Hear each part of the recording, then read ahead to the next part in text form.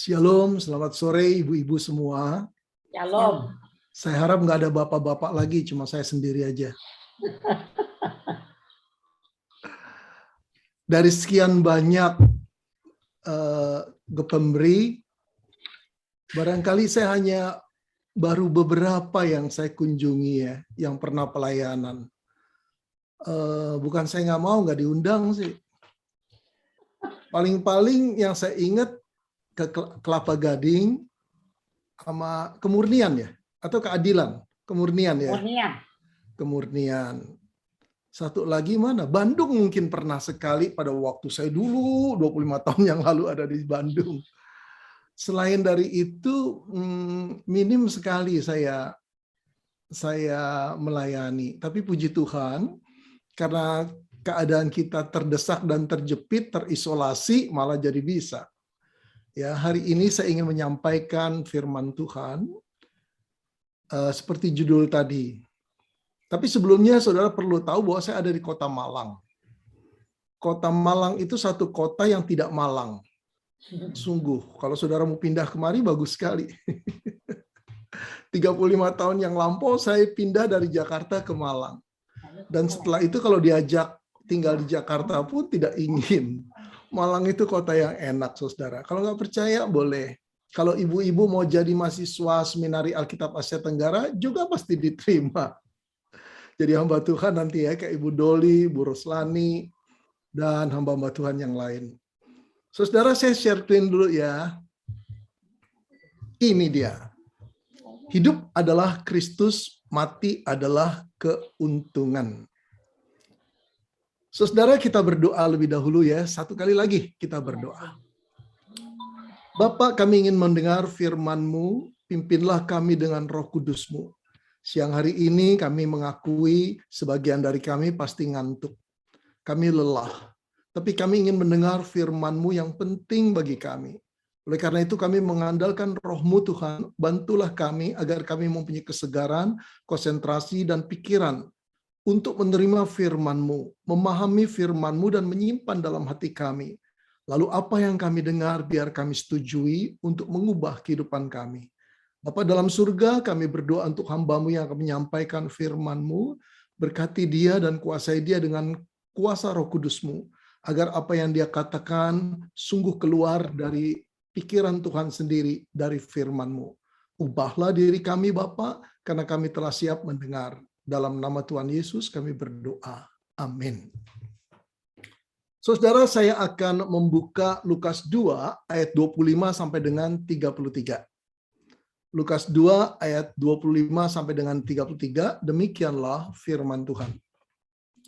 Adalah di Yerusalem seorang bernama Simeon. Ia seorang yang benar dan saleh yang menantikan penghiburan bagi Israel. Roh Kudus ada di atasnya. Dan kepadanya telah dinyatakan oleh Roh Kudus bahwa ia tidak akan mati sebelum ia melihat Mesias, yaitu dia yang diurapi Tuhan. Ia datang ke bait Allah oleh Roh Kudus. Ketika Yesus, anak itu yang baru berusia 8 hari, saudara, dibawa masuk oleh orang tuanya untuk melakukan kepadanya apa yang ditentukan hukum Taurat, yaitu akan disunat. Ia menyambut anak itu. Artinya Simeon menyambut anak itu dan menatangnya, mengangkatnya sambil memuji Allah, katanya, "Sekarang Tuhan, biarkanlah hamba-Mu ini pergi dalam damai sejahtera, sesuai dengan firman-Mu. Sebab mataku telah melihat keselamatan yang daripada-Mu, yang telah Engkau sediakan di hadapan segala bangsa, yaitu terang yang menjadi penyataan bagi bangsa-bangsa lain, dan menjadi kemuliaan bagi umat-Mu Israel."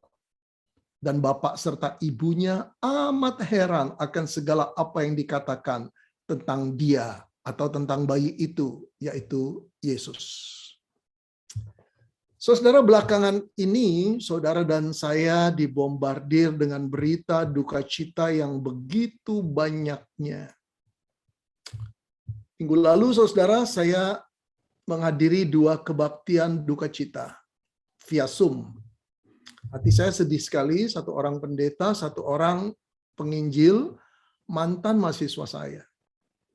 Pagi ini, saudara, saya melihat lagi dua kebaktian duka dari dua orang yang saya kenal. Satu di Surabaya, satu di Bandung. Saudara, ada kesedihan. Tadi pagi saya buka medsos barangkali berturut-turut 12, saudara. 12 berita duka, hampir berturut-turut, saudara. Saya kira apa yang saya alami dengan ibu-ibu alami hampir sama. Kadang-kadang apa yang kita lihat mempengaruhi jiwa kita, bukan? Rasanya jadi melo, jadi mendung, jadi gloomy, jadi rasa nggak enak kalau terus-menerus kita melihat berita duka cita. Saudara-saudara, yang jelas kita dilingkupi oleh berita duka cita. Saudara, tahukah saudara dari data statistik Organisasi Kesehatan Dunia, WHO, pada tahun 2019, ini statistiknya. Per menit di dunia ini ada 114 orang yang meninggal dunia. Lalu per hari itu menjadi 164.000, saudara. Per hari. Tahukah saudara berapa per bulan? 4,9 juta orang meninggal dunia di dalam dunia ini per bulan. Kalau per tahun 59 juta, saudara, yang meninggal dunia. Begitu banyaknya, saudara. Ini belum termasuk hitungan yang terpapar COVID, saudara. Yang sudah 1,5 tahun ini berkecamuk di seluruh dunia. Pasti angka ini melonjak luar biasa. Nah, saudara yang dikasihi Tuhan, ada banyak ketakutan orang mendengar berita meninggal dunia. Nampaknya rasanya sekarang baru relevan berita itu untuk diri kita. Dulu kalau ada berita meninggal dunia, kita anggap ya itu teman kita, itu kenalan kita, itu orang gereja. Tapi tidak terpikir kita yang akan dipanggil. Tapi dengan adanya COVID kita mulai, saudara, berita rip atau duka cita dari yang tidak kita kenal sampai orang yang dekat dengan kita. Biar bagaimana ada perasaan takut. Saudara, saya telah menjumpai beberapa orang yang saya bimbing melalui jarak jauh karena ketakutan akan meninggal dunia. Oleh karena itu, saudara, walaupun di tadi judulnya bagiku hidup adalah Kristus dan mati adalah keuntungan, saya agak menyamarkan. Sebetulnya, saudara, saya sedang memperhadapkan ibu-ibu dengan satu berita tentang meninggal dunia. Maafkan saya kalau saya tidak terus terang. Takut nanti semua orang. Tapi tujuan saya adalah bagaimana, saudara, kita sebagai orang Kristen mempunyai keberanian, mempunyai kekuatan. Untuk apa? Untuk menghadapi kematian yang tidak bisa dihindari. Nggak harus kita terkena COVID, saudara. Tapi kematian bisa datang kapanpun. Diundang, tidak diundang, kita mau atau tidak mau. Kita siap atau tidak siap, kita dalam keadaan kaya atau miskin, kematian bisa datang. Nah, saudara yang kekasih, kalau dikumpulkan, Alkitab mengatakan hidup manusia 70 tahun, kalau kuat 80. Andai kata seorang manusia itu bisa hidup 70 tahun, tahukah saudara, selama hidup 70 tahun berapa orang yang sudah meninggal dunia? 4,1 miliar orang telah meninggal dunia. Saudara, 4,1 miliar orang itu bukan sedikit, saudara. Hari ini penduduk dunia itu 7,7 miliar.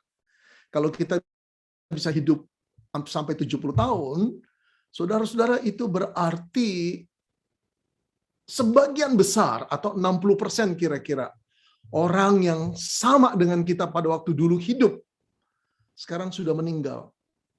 Apakah mungkin kita diloloskan untuk tidak mengalami kematian? Semua pasti berkata, ya nggak mungkin lah Pak. Betul, nggak mungkin. Tetapi saudara, yang mengherankan, biar bagaimana kematian itu menakutkan kita, saudara. Menakutkan kita. Nah, disinilah saya ingin mengeksplorasi, saudara. Saya memikirkan, kenapa ya? Kebanyakan orang itu takut menghadapi kematian. Saudara, saya akan memberikan alasannya. Yang pertama, karena manusia belum berpengalaman menghadapi kematian. Betul tidak? Andai kata itu pengalaman kedua, pengalaman ketiga kita bisa lebih tahu apa yang akan kita alami. Dan kita bisa lebih siap, bukan? Yang kedua, celakanya yang berpengalaman tidak pernah kembali. tidak pernah menceritakan kepada kita ada apa di sana. Apa yang harus saya persiapkan? Tidak sama sekali. Yang telah berpengalaman tidak pernah pulang untuk menceritakan atau bersaksi kepada kita. Kematian menjadi menakutkan yang ketiga, saudara, karena kematian berarti keterpisahan. Saudara-saudara kita mempunyai lingkungan hidup, orang-orang yang kita cintai, sahabat kita, entah di dalam keluarga, saudara, di KW, di satu gereja, juga teman berprofesi, dagang, semua itu teman-teman. Memang ada yang tidak baik, tapi kebanyakan baik bukan pada kita. Lalu ketika kematian datang, itu merupakan satu tarikan untuk kita terpisah dari semuanya. Aduh, kita harus terpisah dari pasangan kita, dari suami kita, kalau saya istri saya, kemudian juga dari anak-anak, mama, papa. Siapa yang rela? Kita takut sekali menghadapi kematian, karena kematian berarti keterpisahan. Saudara, yang keempat, kenapa kita takut? Karena kita masih mempunyai tanggung jawab. Sering kali bukan ketika kisah-kisah kematian itu datang, seorang ibu, seorang bapak, atau anak berkata, saya nggak mau pergi. Saya nggak mau meninggal dulu. Anak saya sama siapa? Betul? Atau kita berkata nanti mama sama siapa? Dia sudah tua, kasihan. Kan ada rasa tanggung jawab, kita nggak rela untuk meninggalkan dunia ini. Saudara, alasan yang kelima, bisa jadi kita tidak ingin kematian datang karena kehidupan kita terlalu nyaman dalam dunia ini. Terlalu enak dan semuanya telah tersedia. Hasil jerih payah kita dari kita muda. Maksud setelah hidup kita enak, kematian datang dan menarik kita, memisahkan kita dari semua yang kita capai. Wow, kita tidak rela sama sekali. Hidup kita tidak susah, hidup kita berkecukupan, saya nggak sakit. Kenapa tiba-tiba saya harus meninggal dunia? Kita tidak rela karena kehidupan kita terlalu nyaman. Tapi yang keenam, saudara, yang terakhir. Ini yang kebanyakan orang memiliki alasan seperti ini. Karena kita tidak siap menghadapi penghakiman Tuhan. Percaya Tuhan atau tidak percaya Tuhan, di hari kematian mulai membayang ada ketakutan. Ketakutan disuruh bertanggung jawab terhadap perbuatan-perbuatan salah atau dosa yang telah kita perbuat. Apalagi kita orang percaya, saudara, orang beragama, ini negara agama, walaupun agamanya beda-beda, saudara. Kita mengerti semua, agama apapun, ada penghakiman Tuhan. Inilah yang memberatkan. Bagaimana kita bisa bertanggung jawab? Saudara-saudara, bagaimana kita bisa lolos dari penghakiman Tuhan? Kita yakin, banyak manusia yakin, bahwa kebaikannya tidak cukup banyak dibandingkan dengan perbuatan baiknya. Paling-paling kita mengharap semoga kita diselamatkan. Itu tandanya ragu-ragu, bukan saudara? Saudara yang dikasihi Tuhan, inilah yang menjadi penyebab manusia takut mengalami kematian. Saya enggak mengatakan saudara takut pada kematian, ibu-ibu, tapi kebanyakan orang seperti itu. Tapi berbeda dengan tokoh yang satu ini. Ini bagi saya orang yang extraordinary, orang yang luar biasa sekali. Siapa dia? Itu saudara, tokoh yang kita baca dalam Alkitab tadi. Namanya Simeon, saudara. Luar biasa sekali, dia tidak takut pada kematian, bahkan dia mengundang kematian itu untuk datang kepadanya. Saudara, siapakah Simeon? Nggak diketahui jelas. Tahukah saudara, Simeon itu muncul hanya satu kali di dalam Alkitab. Lukas 2 ayat 25 sampai 35 yang kita baca tadi. Kita tidak diberitahu apa latar belakangnya, apakah dia nabi, apakah dia rasul, apakah dia orang Farisi, ahli Taurat, kita tidak diberitahu. Berapa umurnya, kita pun tidak tahu. Tapi satu kali Alkitab bercerita, saudara. Oleh pimpinan Roh Kudus, Simeon dihantar ke Bait Allah. Roh Kudus berbicara kepada dia, kamu tidak akan mati sebelum kamu menemukan Mesias. Bertemu dengan Mesias. Aduh saudara, sebagai Simeon pasti dia dak-dikduk, excited saudara. Karena apa? Mesias itu adalah juru selamat yang dinanti-nanti orang Israel. Sudah ribuan tahun sampai Musa pun menanti tapi tidak pernah lihat. Bagaimana mungkin sekarang Simeon akan melihat Sang Juru Selamat itu? Saudara, ketika dia dipimpin ke bait Allah, lalu Roh Allah itu menunjuk, itulah dia Sang Mesias. Saya percaya Simeon kaget sekali, saudara. Kenapa kaget? Roh Kudus menunjukkan dia seorang ibu yang sedang menggendong anaknya. Anak yang berumur 8 hari yang akan disunat sesuai dengan adat istiadat hukum Yahudi, saudara. Saudara, Simeon diyakinkan Roh Kudus itulah, bayi itulah Sang Juru Selamat.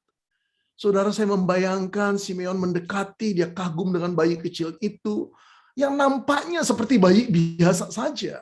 Tapi dia yakin akan pimpinan Tuhan. Inilah Sang Juru Selamat dunia. Inilah Mesias yang diurapi Tuhan.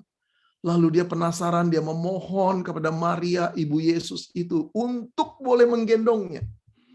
Saudara, kontak batin terjadi, digendong anak itu, kemudian diangkat anak itu, istilah Alkitab, ia menatangnya. Lalu apa yang dikatakan setelah dia mengangkat anak itu? Dia berdoa kepada Tuhan. Ini doanya.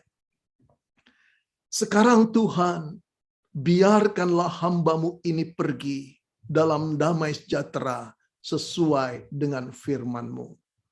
Saudara, perhatikan apa yang diminta oleh Simeon dalam doanya. Biarkanlah hamba-Mu ini pergi.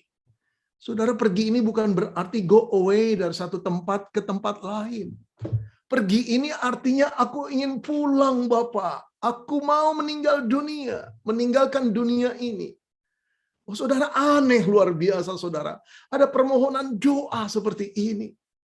Mari kita pikirkan kenapa Simeon bisa berdoa, menantang atau mengundang, atau boleh berkata kepada Tuhan untuk membiarkan dia meninggal dunia. Apakah dia sedang dirundung persoalan besar, nggak bisa bayar hutang? Atau dia sakit penyakit, satu penyakit yang disebut terminal illness di dalam kedokteran. Satu penyakit yang betul-betul tidak ada obatnya. Atau saudara hidupnya benar-benar sedang menderita dan susah sekali. Enggak tuh saudara. Alkitab tidak mengatakan apa-apa tentang hal itu, dia sehat-sehat saja. Dari bacaan yang kita baca kan. Atau saudara mungkin mulai curiga nih ibu-ibu. Pak, karena dia orang saleh dan orang benar, Pak. Dia nggak punya dosa. Jadi di waktu dia meninggal dunia, enak saja akan masuk surga. Saudara, benarkah? Benarkah Simeon itu orang yang tidak berdosa? Memang ayat 25 mengatakan dia orang yang saleh dan benar. Tapi orang yang saleh dan benar itu tidak berarti tidak berdosa, saudara. Itu cuma menunjukkan Simeon adalah orang yang selalu hidup, berusaha hidup sesuai dengan Taurat Tuhan. Menghormati Tuhan, mengasihi Tuhan. Tapi kalau dibilang dia tidak berdosa, kita ragu, saudara. Kenapa? Mari kita lihat apa yang dikatakan Alkitab. Roma 3 ayat 23 mengatakan karena semua orang telah berbuat dosa dan telah kehilangan kemuliaan Allah. Semua orang, saudara. Termasuk tentu saja Simeon. Termasuk Abraham, termasuk Musa, termasuk Daniel, Yeremia, Yesaya, Daud lebih-lebih lagi. Tidak ada manusia di bawah kacamata firman Tuhan yang tidak berdosa. Termasuk ibu-ibu dan saya. Kita semua telah berbuat dosa. Dosa itu bisa dengan perkataan, perbuatan, pikiran, juga apa yang kita lihat, bukan? Oh, saudara, siapa yang lolos dari perbuatan dosa? Tidak ada. Tidak ada. Paulus sendiri berkata, semua orang telah berbuat dosa dan telah kehilangan kemuliaan Allah. Kehilangan. Tidak memiliki lagi. Dulu kita memiliki, sekarang tidak lagi. Kemuliaan Allah, kecemerlangan Allah, kekudusan Allah, kesucian Allah, kita tidak punya lagi. Dan resikonya ini berat sekali, saudara, bukan? Orang yang berdosa harus datang ke pengadilan tahta Allah. Wah, bagaimana mempertanggungjawabkannya? Lalu kenapa, saudara, pertanyaannya, Simeon orang yang berdosa, tetapi masih berani meminta pulang ke hadapan Tuhan? Apakah tidak takut akan pengadilan Tuhan itu? Saudara-saudara, kuncinya adalah pada bayi yang sedang ditatangnya, saudara. Sekarang Tuhan, biarkanlah hamba-Mu ini pergi dalam damai sejahtera sesuai dengan firman-Mu. Saudara, itu dikatakannya sambil memegang sang bayi, saudara, yang baru berumur 8 hari, saudara. Kemudian mari kita lihat kata selanjutnya. Sebab mataku telah melihat keselamatan yang datang daripada. Saudara perhatikan, berarti bayi itu membawa keselamatan. Keselamatan bukan hasil usaha manusia. Keselamatan yang bukan hasil perbuatan dari Simeon dan orang Israel. Bukan. Tapi daripadamu, Tuhan. Saudara-saudara, kuncinya kita berani menghadapi kematian, bahkan rindu untuk mengalami kematian, tergantung pada bayi itu, saudara. Bayi itulah yang melegakan Simeon. Saudara, saya percaya sebagai orang Israel, dia sudah berusaha hidup untuk mengikuti Taurat. Tapi tahukah saudara, Allah memberikan Taurat kepada bangsa Israel. 1 tahun, 2 tahun, mereka coba mentaati Taurat ini. Cuma 10 hukum, saudara. Simple sekali. Tapi setelah mereka coba mengikuti 1 tahun, 2 tahun, mereka tidak mampu. 100 tahun, 200 tahun, mereka juga tidak mampu. 1000, 2000 tahun, mereka juga tidak mampu, ibu-ibu.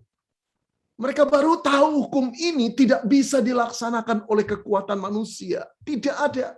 Cuma 10 hukum, saudara. Coba baca dalam hati ya. Tuh. Ini hukum yang pertama yang berhubungan dengan penyembahan kepada Tuhan. Ini hukum yang kedua yang berhubungan dengan relasi kepada sesama manusia.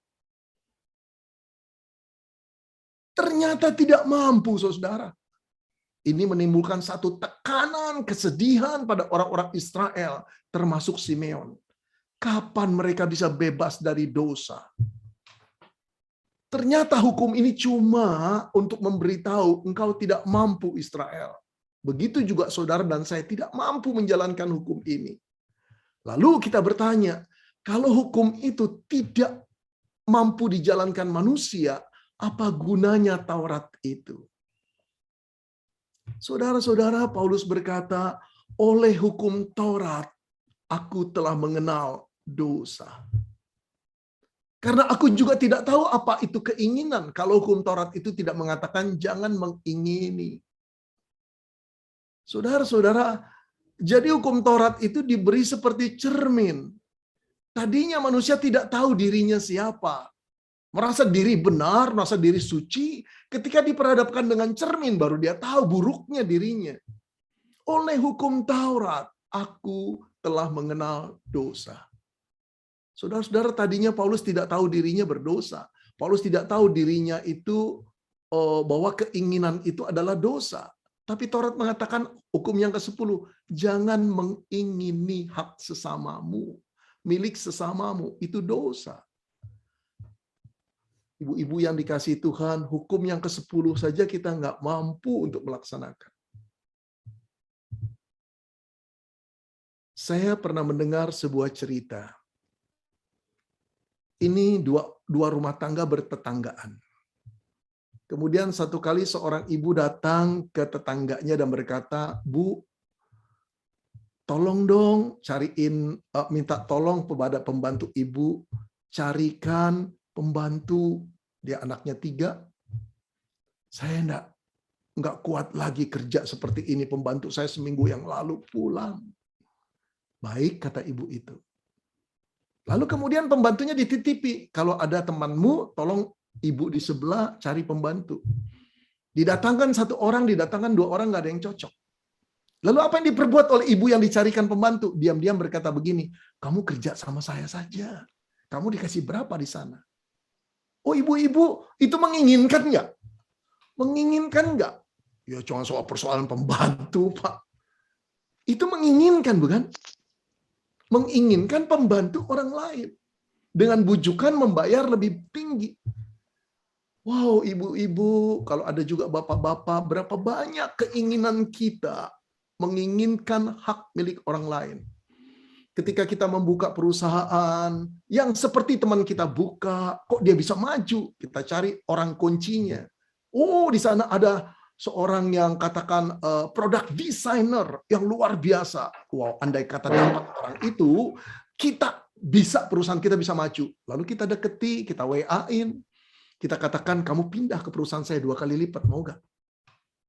Aduh, saudara, Paulus nggak tahu bahwa hal seperti itu dosa. Kalau tidak Taurat Tuhan mengatakannya. Belum lagi berapa banyak suami yang melihat istri orang dan menginginkannya. Belum lagi banyak istri yang menginginkan suami, yang menginginkan, para istri menginginkan suami orang. Suami menginginkan istri orang. Berapa banyak anak muda, saudara, yang berpacaran diam-diam naksir pacar daripada temannya. Itu menginginkan, bukan? Lalu siapakah yang tidak jatuh dalam dosa? Tapi kan Pak, itu kan 10 hukum Taurat. Kalau cuma jatuh 1, Pak, masih ada 9. Saudara, celakanya hukum itu bukan seperti 10 soal yang diberikan oleh guru waktu ujian. Salah satu masih betul 9. Betul nggak? 9 itu E-, saudara. Amin. Tidak. Salah satu cukup untuk Allah mengatakan, keluar kamu. Di tata pengadilannya, salah satu itu adalah dosa. Dosa kecil, dosa besar, sudah ternoda. Ibu-ibu, saya minta maaf ya kalau saya memberikan ilustrasi yang agak tajam. Tapi saya ingin memperuncing ini dengan analogi supaya kita sadar bahwa betapa hukum Allah itu sungguh dengan standar yang tinggi. Satu kali ada seorang bapak ketahuan istrinya kedapatan berzina. Sudah 40 tahun menikah, kedapatan berzina sekali. Istrinya begitu marah, tersinggung, nangis. Akhirnya terus persoalan tidak bisa selesai. Istrinya berkata, kita cerai. Saya tidak bisa terima kamu. Sang suami sampai berlutut-lutut, minta ampun, menangis, tidak diampuni. Akhirnya, saudara, setelah lama berlarut-larut, dia naik darah dan berkata begini, dengan logika yang tajam. Oke, Ma. Kamu mau cerai saya, silakan cerai. Tapi dengar dulu, betapa kamu tidak adil. 40 tahun kita menikah, saya hanya jatuh 1 kali. Selama itu, seluruh penghasilan saya serahkan kepada kamu untuk mengaturnya. Saya tidak pernah curiga kamu memakai apa, kamu mau memakai juga, saya tidak keberatan. 40 tahun saya menjadi suami dan bapak yang baik buat anak-anak saya dan engkau. Saya cuma jatuh sekali. Engkau tidak adil. Saudara, betul gak sih? Suami itu benar 40 tahun nggak ada yang jatuh, saudara. Cuma 1 kali. Tapi bagi istrinya tidak mau ngampuni. Itu istri yang tidak tahu diri, bukan? Itu istri yang tidak pemaaf. Tapi nanti dulu. Kenapa yang 1 kali dikejar? Karena yang 1 kali itu menyakitkan, saudara. Cukup menodai sumpah pernikahan yang kudus. Cukup 1 kali.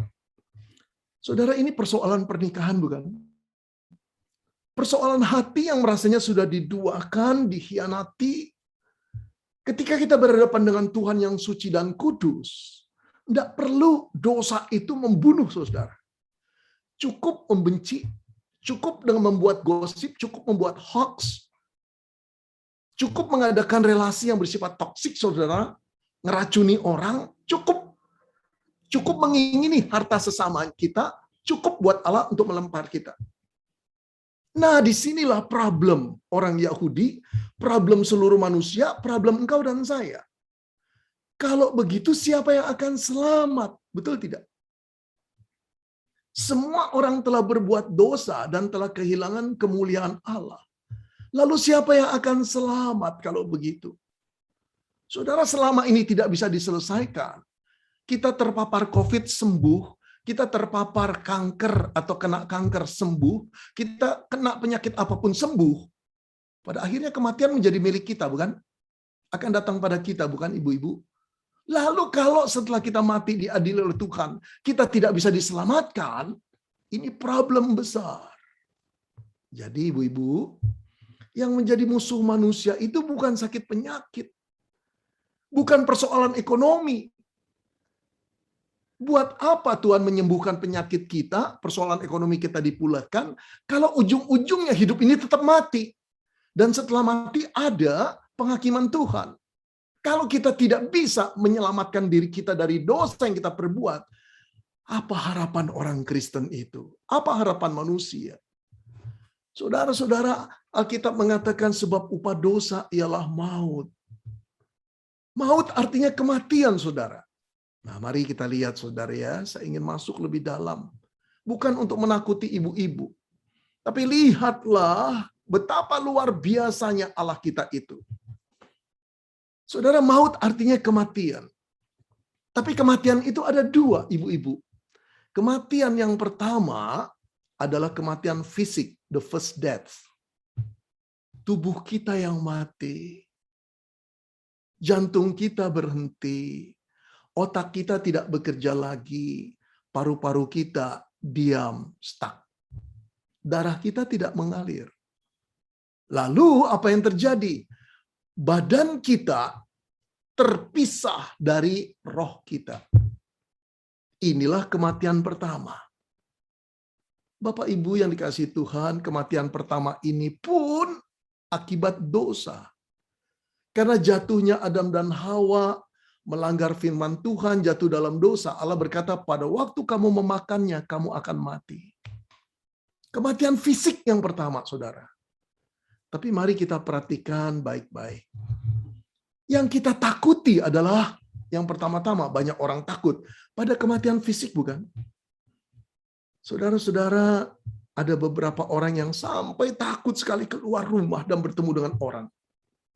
Secara tidak wajar dan jiwanya jadi stres. Ada seorang ibu yang beratnya dari hampir 70, nyusut jadi 30. Aduh, kasihan sekali. Kasihan sekali. Saya terus doakan supaya Tuhan memberi kelegaan. Mari kita hadapi kematian yang harus kita terima. Kematian fisik. Itu tidak bisa dihindari, ibu-ibu. Kita mau lari kemana, ujung dari kehidupan atau kelahiran adalah kematian. Dan itu adalah keadilan yang paling adil. Pak Jokowi juga akan dapat satu, rakyat jelata yang di Papua juga dapat satu. Menteri dapat satu, nakes dapat satu, siapapun, engkau dan saya dapat sekali. Itu keadilan yang paling adil. Mau lari kemana? Di usia berapa? Sama saja. Enggak di umur 2 bulan, enggak di umur 12 tahun, enggak di 120 tahun, mati juga. Nah, kematian itu bersifat fisik. Terpisahnya daging kita yang kita telah hidupi selama puluhan tahun dengan roh kita.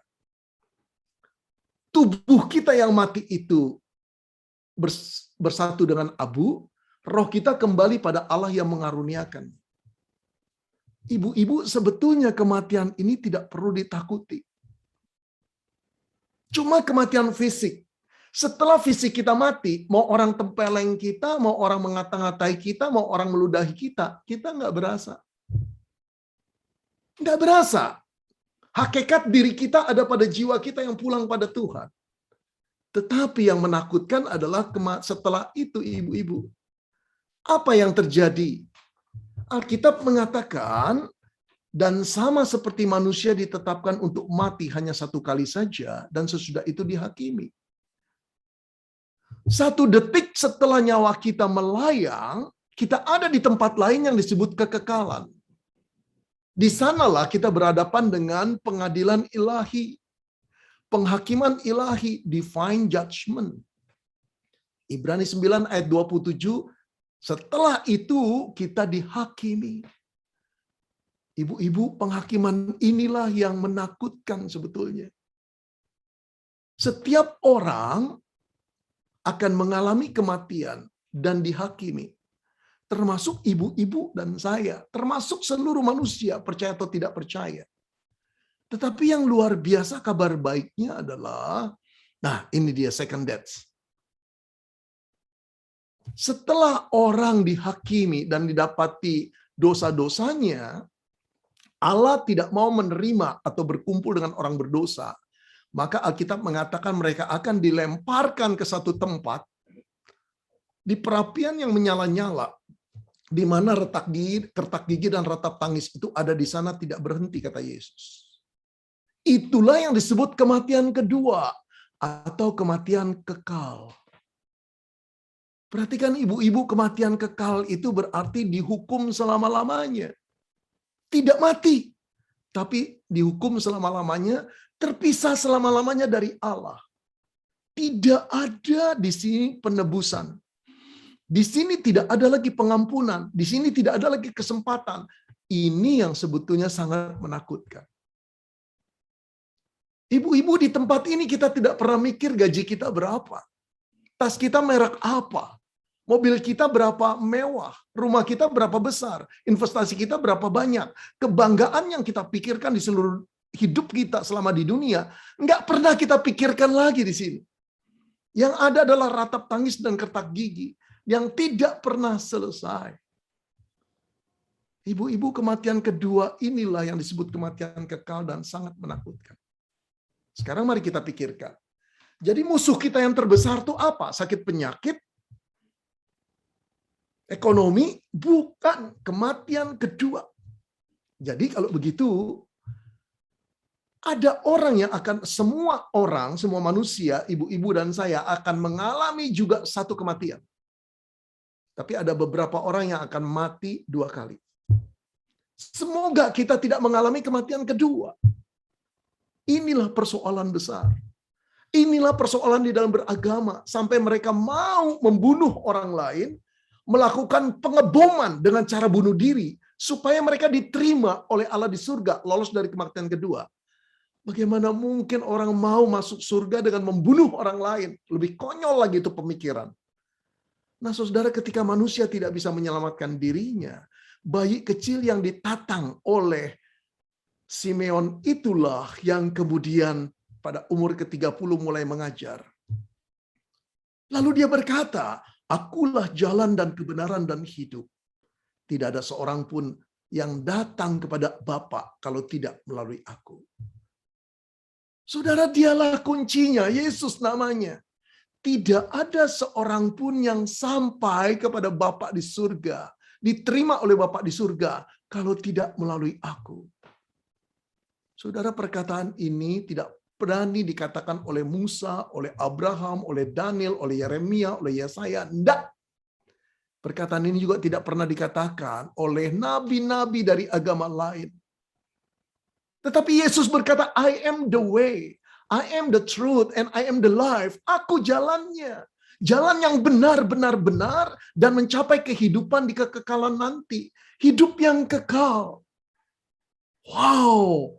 Ini satu kabar baik yang luar biasa, ibu-ibu. Disinilah saya mau mengatakan, banyak orang berdoa, datang pada Yesus, urusannya cuma persoalan dagangnya, bisnisnya, kekayaannya, penyakitnya. Tolong adakan mujizat, Tuhan, tolong adakan mujizat. Mujizat yang terbesar adalah bagaimana dia menyelamatkan kita. Kalau itu telah kita dapat, wow, tenanglah jiwa kita. Betapapun sulitnya hidup kita dalam dunia. Tapi kalau itu tidak kita dapat, hidup kekal, seberapa kayanya pun kita, tidak ada artinya, saudara. Saudara-saudara, dialah jalannya. Jalan yang benar dan hidup. Saudara, disinilah ada kabar baik yang dibawa Yesus. Dia jalannya. Karena itu, saudara, Yohanes 3 ayat 16 berkata, "Karena begitu besar kasih Allah akan dunia ini." Yang disebut dunia artinya orang-orang yang ada di dalam dunia ini. Sehingga Allah itu mengaruniakan anaknya, Yesus Kristus, anak tunggalnya. Supaya apa sih dikaruniakan? Supaya setiap orang yang percaya, bukan yang tidak berdosa, yang percaya kepadanya tidak binasa. Nah, kematian pertama, kematian fisik pasti kita alami. Tapi yang menakutkan adalah kematian kedua, ibu-ibu. Ketika jiwa kita dilemparkan ke dalam neraka, itu artinya kematian kekal. Tapi Yesus berkata, "Siapa yang percaya kepadaku tidak akan binasa, melainkan beroleh hidup yang kekal." Bukan kematian kekal yang kita dapat, tapi kehidupan yang kekal. Wow, ini kabar baik. Kabar baiknya adalah Tuhan tidak berkata setiap orang yang tidak berdosa. Tapi Tuhan berkata setiap orang yang percaya. Kenapa setiap orang yang percaya akan beroleh hidup kekal? Saudara percaya kepada siapa? Kepada anak yang dikirimnya. Mengapa kita percaya Yesus bisa dibebaskan? Oh, rupanya saudara ketika Yesus datang ke dalam dunia, dia punya satu misi, yaitu mati di salib untuk menebus engkau dan saya. Upah dosa ialah maut. Tetapi, Paulus berkata, tetapi sebaliknya, karunia Allah atau anugerah Allah ialah hidup yang kekal. Kapan? Bagaimana kita bisa hidup kekal? Dalam Kristus Yesus Tuhan kita. Kuncinya adalah terletak pada Yesus. Sama seperti Simeon, sekarang ya Tuhan, bawalah hambamu ini pergi. Dalam damai sejahtera-Mu. Keberanian untuk menghadapi kematian, kuncinya, apakah kita telah memiliki Yesus sebagai juru selamat kita? Bagaimana sih mungkin Yesus menebus dosa kita? Ibu-ibu begini, Paulus berkata dalam 2 Korintus 5 ayat 21, Dia, Yesus, yang tidak mengenal dosa, telah dibuatnya menjadi dosa karena kita. Supaya apa? Supaya dalam Yesus kita dibenarkan oleh Allah. Dia datang ke dalam dunia untuk menebus hukuman dosa kita. Syaratnya dia yang menebus kita tidak berdosa. Ibu-ibu pernah mikir gak kenapa ya mama kita, papa kita nggak bisa menebus dosa kita? Kenapa anak kita tidak bisa menebus dosa kita? Jawabnya karena mereka juga orang yang berdosa. Punya hutang dosa pada Allah Bapa, masa mau menebus orang yang berhutang juga? Orang Pailit bagaimana menebus dosa orang Pailit? Tetapi Yesus tidak pernah Pailit karena dia tidak pernah jatuh dalam dosa. Dia harus menjadi manusia dahulu karena yang akan ditebusnya adalah manusia. Lalu dia menanggung seluruh hukuman dosamu dan dosaku. Allah Bapa murka kepada kita. Cuma dibalaskannya kepada dia. Supaya kita yang percaya tidak lagi menerima hukuman. Saudara-saudara, satu ayat ini lihatlah. Demikianlah sekarang, kata Roma 8 ayat 1. Tidak ada penghukuman bagi mereka yang ada di dalam Kristus Yesus. Nah, Bapak, Ibu yang dikasih Tuhan, atau ibu-ibu yang dikasih Tuhan, ini firman Tuhan. Demikianlah sekarang. Kapan sekarang itu? Orang-orang yang sekarang percaya pada Yesus. Tidak ada hukuman lagi. Kenapa? Karena hukuman itu telah ditimpahkan kepada Yesus. Dia mengambil hukuman kita. Lalu dia mengeluarkan kebenarannya masuk ke dalam diri kita. Kita disucikan. Ibu-ibu yang dikasihi Tuhan, bertahun-tahun saya menghafal ayat ini. Bertahun-tahun saya meyakinkan diri saya akan janji firman. Sekarang tidak ada lagi penghukuman bagi engkau yang ada di dalam Kristus Yesus. Ibu-ibu, ketika kita meninggal dunia, kita akan diadili Tuhan nggak? Diadili. Lalu pengadilannya menunjukkan kita berdosa nggak? Tidak lagi. Loh, saya orang berdosa, Pak. Betul, saya pun berdosa. Tapi ketika Allah melihat Yesus Kristus, dia tahu orang-orang ini sudah dibayar lunas harganya. Sudah dibayar lunas. Ibu-ibu, coba pikir ya. Andai kata saya pernah berhutang sama bank 1 miliar. Lalu saya nggak bisa bayar. Makin lama bunganya makin besar. Debt collector menagih saya terus. Sampai saya stres sekali. Nggak bisa pelayanan, nggak bisa mikir, nggak bisa doa, nggak bisa apa-apa lagi. Lalu ada seorang sahabat, lihat saya kok mukanya murung terus. Lalu di satu kali dia ngomong sama saya, Pak Beni, apa kabar? Baik, Pak. Baiknya gimana, Pak? Ya baik aja, Pak. Pak Beni, sorry ya, sudah saya lihat, perhatikan Pak Beni wajahnya beberapa bulan terakhir ini kok kayak ada masalah. Ah, enggak, Pak. Kalau dia tatap saya, Pak Beni, kita kan teman dari muda. Jujurlah padaku. Walaupun kamu pendeta, pasti Pak Beni punya masalah. Enggak. Saya nggak enak cerita utang saya, bukan? Tapi karena dia meyakinkan, Pak Beni, tolonglah cerita. Barangkali saya bisa bantu. Saya berkata, iya sih, Pak. Sebetulnya sudah 6 bulan terakhir ini saya terbelit utang. Masa Pak? Berapa banyak? 1 M. Wow, besar sekali Pak. Iya, saya juga bingung bayarnya. Kemudian saya menangis. Lalu dia berkata begini yang mengejutkan saya. Pak Beni, maaf ya, saya nggak sombong. Tapi saya mampu membayarkan buat Pak Beni. Boleh nggak saya bayarkan? Aduh Pak, banyak loh Pak itu. Saya mampu Pak. Mana surat utangnya? Lalu saya memberikan dia. Karena saya nggak punya pengharapan lagi kecuali pada dia yang mau menolong saya. Lalu diambil surat utangnya. Dia berkata, sekarang juga saya pergi ke bank. Saudara, dia bawa surat utang saya. Dia berkata, Beni Solihin utang 1 miliar, betul enggak? Dia lihat, betul Pak. Oke, saya tulis cek. 1 miliar, tolong uangkan. Langsung saudara setelah diuangkan, terbayar bukan? Di-paid. Dicap, lunas. Lalu dia pulang, dia datang ke rumah saya lagi dan berkata, Pak Beni sudah selesai. Ini bukti pembayarannya, pelunasannya. Aduh, saya berterima kasih, saya peluk dia. Saya bilang seumur hidup saya tidak akan lupakan kebaikan Bapak. Jangan katakanlah. Udah jangan katakan. Jangan cerita-cerita. Saudara-saudara, utang saya lunas gak di bank? Kalau ada debt collector nagih saya, Pak Beni, bayar hutangmu. Nggak bayar-bayar, sudah 1 tahun. Saya berkata, hutang saya sudah lunas. Kapan lunasnya? Ini. Siapa yang lunasin? Teman saya. Enak pakai logika, Pak Pendeta. Kamu yang ngutang, yang lunasin teman kamu. Artinya kamu belum lunasin. Bayar lagi. Ada gak sih bank kayak begitu? Ya nggak ada lah, betul gak ibu-ibu? Walaupun teman saya yang bayar, dia bayar atas nama saya. Bank tidak punya hak menagih lagi.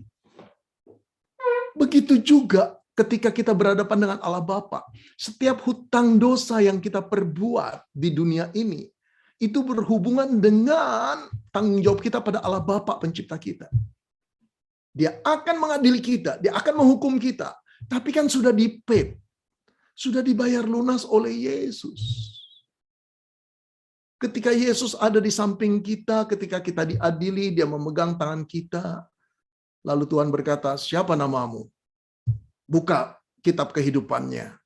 Malaikat disuruh buka. Wow, dosanya banyak sekali. Terus Yesus berkata, Bapa, dia adalah anakku yang telah kutebus seluruh hukuman dosanya di kayu salib. Bapak berkata, silahkan masuk. Kenapa? Bapak tidak berhak lagi menuntut engkau dan saya yang telah ditebus. Kalau Bapak menuntut lagi, berarti Bapak sendiri yang meremehkan darah anaknya. Dia dikirim khusus ke dunia untuk mati, supaya kita tidak lagi dihukum Bapak. Nah, ibu-ibu ini keberanian beriman namanya. Kalau ibu-ibu percaya akan ayat ini, dan inilah yang difirmankan Tuhan, kematian itu tidak menakutkan. Karena bagi kita yang percaya, kita cuma mengalami satu kematian. Kematian fisik. Kematian kedua, tidak akan. Apakah kita tidak berdosa? Karena Allah Yesus yang sudah menanggungnya. Kalau gitu perlu gak kita stres karena COVID? Tidak. Tapi bisa mati loh kita, Pak. Bisa, nggak usah pakai COVID juga kita akan mati kok. Betul? Nah, ibu-ibu, saya ingin memasuki yang terakhir kalau begitu. Mari kita lihat. Kalau begitu, apakah kematian akan menakutkan? Jawabnya tidak. Ayo, kalau yang sekarang belum yakin masih ketakutan, Roma 8 ayat 1 itu dihafalkan. Sekarang, demikianlah sekarang tidak ada lagi penghukuman bagi orang yang percaya pada Yesus Kristus. Nggak ada lagi penghukuman. Sudah dibayar. Oleh karena itu, mari, kalau begitu apakah kematian menakutkan? Jawabnya tidak. Lalu ketika kematian itu datang, apa artinya? Yang pertama, itu berarti kebebasan dari penderitaan. Ibu-ibu yang dikasihi Tuhan, yang meninggal pagi ini adalah mantan mahasiswaku. Sebulan lebih berjuang dengan COVID, ventilator, saturasinya sampai kemarin tinggal 20. Saya WA pun dia tidak sanggup lagi untuk boleh melihat HP. Anaknya menulis di Facebook, butuh keajaiban dari Tuhan. Saya berkata, mohon kemurahan dan kasih Tuhan untuk boleh menyembuhkan papa. Meninggal. Semua orang sedih, saya juga sedih. Tapi tahukah ibu bahwa Allah telah membebaskan dia dari sakit penyakit yang berkepanjangan. Mari kita lihat kematian itu seperti ini. Tubuh kita yang penuh sakit penyakit, nggak perlu karena COVID, bisa jantung, bisa kanker, bisa paru-paru, bisa apapun ya. Kapan bebasnya? Barangkali ibu-ibu pernah kenal seorang pendeta yang namanya Bigman Sirait. Dia itu teman saya, ngajar sekolah minggu dari kami masih muda. Dia lebih muda 3 tahun dari saya. 10 tahun terakhir hidupnya menderita keluar masuk rumah sakit. Saya sampai lihat teman saya itu, saya berkata kuat sekali dia ini. Gak persoalan dia tidak takut pada kematian. Tapi ketika kematian datang, tahu gak ibu artinya? Dia dibebaskan Tuhan dari sakit penyakit. Saya ingat juga suami dari Ibu Roslani, Rudi, mantan mahasiswa saya. Ya, saya pernah dekat juga sama dia waktu di kampus. Saya kadang-kadang geleng-geleng kepala bilang sama istri saya, aduh kenapa muda-muda sudah sakit yang begitu berat. Ya, keinginan kita, hamba Tuhan Rudi ini tetap hidup. Tapi kapan dia dibebaskan dari sakit penyakit seperti itu? Pada waktu kematian datang. Ibu-ibu, kematian itu ringan. Kematian itu tidak menakutkan. Itu cuma pembebasan kita dari tubuh yang sudah rusak. Saya percaya di sini ada 100 ibu-ibu barangkali, dan ibu-ibu waktu muda cantik-cantik, bukan? Sama seperti saya, yang nggak sejelek sekarang lah. Tapi kita mulai mendapati tubuh kita mulai keriput. Naik tangga mulai ngos-ngosan. Kita heran, anak remaja kok bisa lari sini nggak pernah capek. Dulu kita pernah begitu kok. Kita bisa lebih cantik daripada gadis remaja yang sekarang. Saya percaya itu. Tapi sekarang kita mulai mendapati tubuh kita mulai rusak, bukan? Setiap hari ada ribuan molekul-molekul diri kita yang tidak bisa kita pulihkan. Makin lama makin jelek, makin lama makin penuh penyakit. Kapan kita dibebaskan dari tubuh yang maut ini? Waktu kematian datang. Jadi jangan takut pada kematian, itu artinya pembebasan. Lalu apa artinya kematian sekarang bagi kita yang sudah percaya? Kematian adalah kebebasan dari dosa. Ibu-ibu, saya percaya, ibu-ibu telah percaya pada Tuhan. Tapi setelah percaya pada Tuhan, apakah ibu-ibu tidak melakukan dosa lagi? Kalau saya masih. Bahkan saya berkata hampir 30 tahun saya menyerahkan diri jadi hamba Tuhan. Sudah 20 tahun saya menjadi pendeta. Tapi tidak sehari pun saya tidak melakukan dosa. Dengan perkataan, dengan pikiran, dengan perbuatan, dengan penglihatan. Kadang-kadang jatuh dalam dosa itu menyedihkan. Kadang-kadang saya berdoa, Tuhan, aku ingin bebas dari dosa. Kapan Tuhan? Ibu-ibu tahu tidak? Kapan kita tidak lagi dijajah oleh dosa? Dosa tidak mampu membujuk kita lagi. Pada waktu kita telah meninggal dunia. Setelah kematian datang pada kita, tubuh ini berhenti aktivitasnya. Daging dan tulang tidak lagi ikut pada roh kita. Sedetik kemudian kita masuk ke kekekalan. Dosa nggak berkuasa lagi. Wow, kita menikmati keadaan yang kudus itu. Kita menikmati keadaan yang mulia, bertemu dengan Allah yang mulia. Lalu kemudian, saudara, kematian itu cuma sarana untuk membawa kita masuk surga. Ada banyak orang menangis ketika kekasihnya meninggal dunia. Nggak rela. Tapi tahukah ibu-ibu bahwa keadaan di sana jauh lebih mulia. Hidup dengan kita, memang pasangan kita mungkin bahagia. Tapi tidak bisa ditandingi dengan hidup dia bersama Yesus.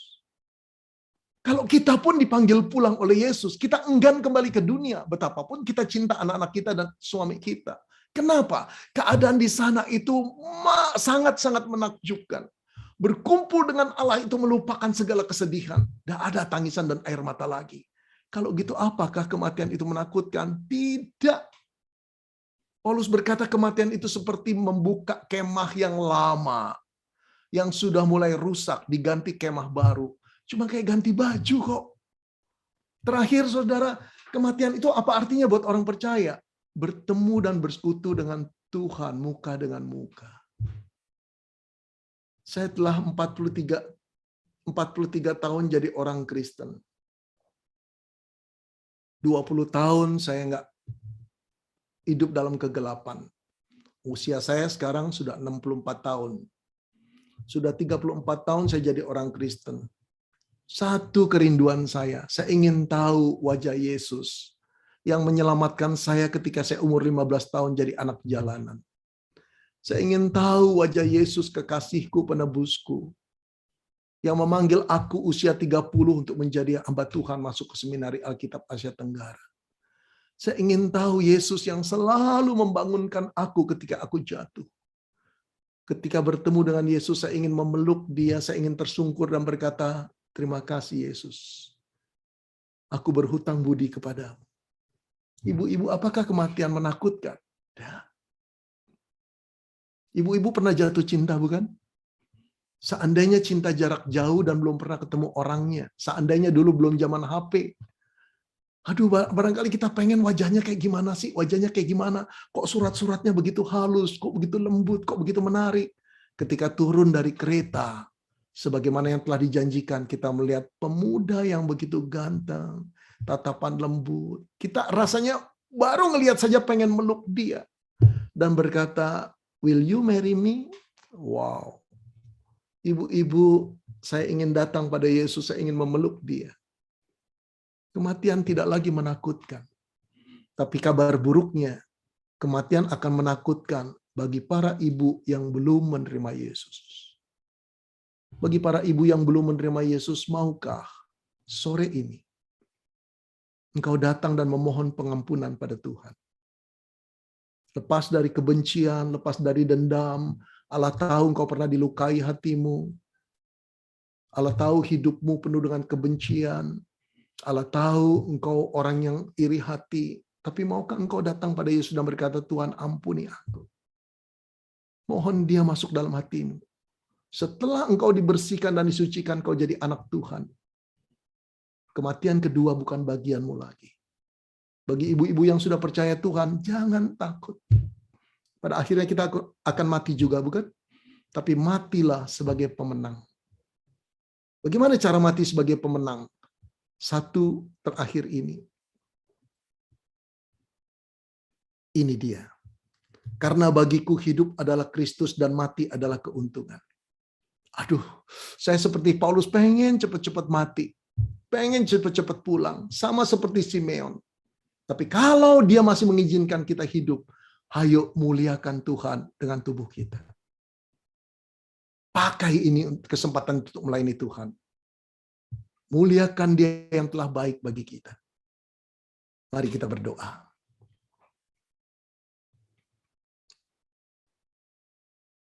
Ibu-ibu yang dikasihi Tuhan, apakah engkau termasuk salah seorang yang sungguh-sungguh belum percaya penuh pada Yesus?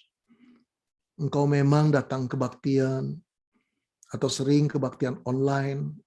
Barangkali juga engkau sudah dari remaja ikut kebaktian.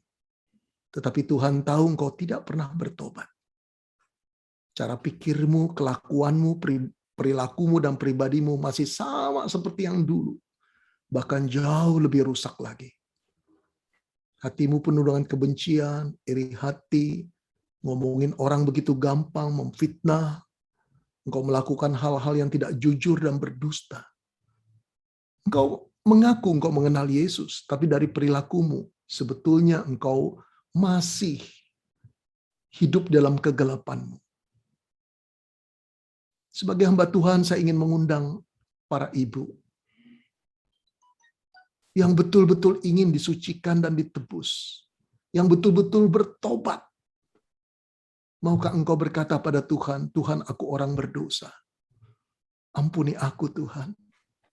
Masuk dalam hatiku Tuhan. Aku tahu kalau aku menolak pengampunanmu, keselamatan yang daripadamu, aku akan dilempar ke perapian api yang neraka yang menyala-nyala. Kematian kedua akan menjadi bagianku. Tapi sore hari ini ampuni aku Tuhan. Ibu-ibu katakan, ya Yesus masuklah ke dalam hatiku. Sucikan aku dari segala dosa. Tebus aku dengan darah-Mu. Aku tahu Tuhan, 2000 tahun yang lalu Engkau telah mati bagiku untuk menebus seluruh dosaku. Sehingga aku yang bertobat dan percaya tidak akan binasa. Silakan ambil waktu. Ibu-ibu jangan keraskan hatimu. Kalau engkau belum pernah menerima Yesus sore ini. Kita tidak tahu kematian datang kapan. Tapi berbahagialah orang yang ketika kematian datang dia adalah milik Yesus. Yang tidak dilupakan Yesus. Berdoalah kepada Tuhan.